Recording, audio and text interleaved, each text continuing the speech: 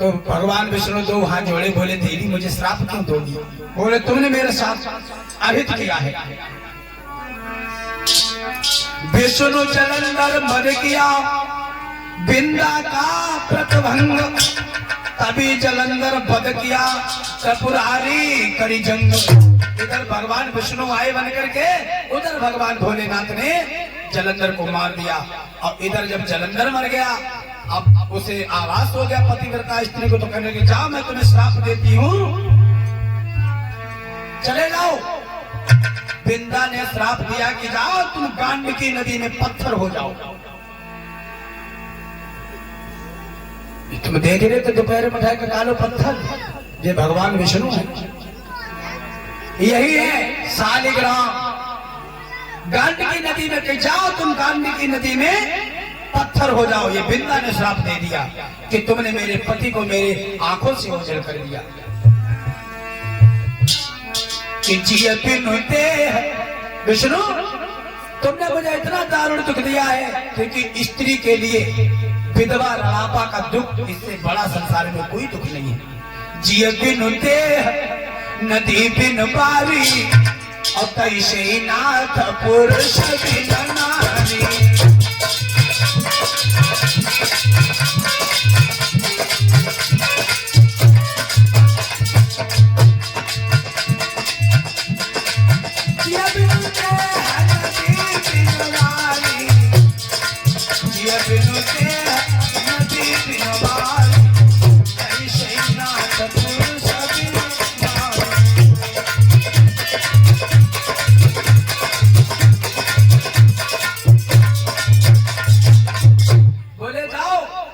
तुम्हें श्राप देती हूँ, तुम गांडकी नदी में पत्थर हो जाओ। भगवान विष्णु कहने लगे ठीक है, मैं तुम्हारे श्राप से मुक्त हूँ, मैं पत्थर तो हो जाऊंगा, लेकिन बिंदा जाओ मैं तुम्हें ये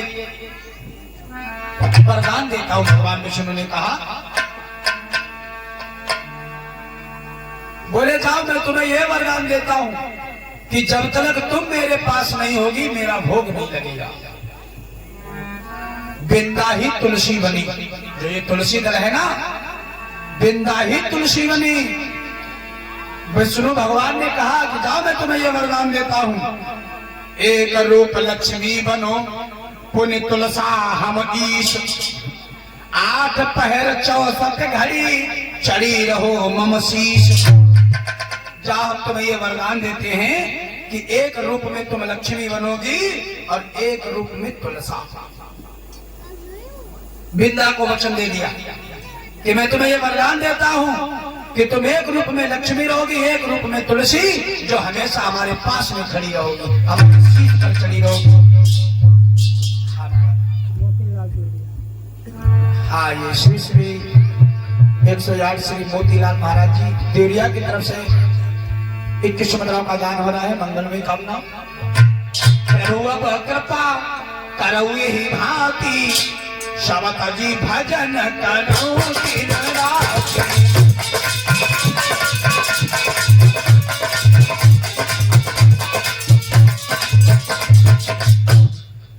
भगवान विष्णु ने कहा कि जाओ एक रूप में लक्ष्मी होगी तुम और एक रूप में तुलसा। 24 पैर हमारे शीश पर चढ़ी रहोगी तुम।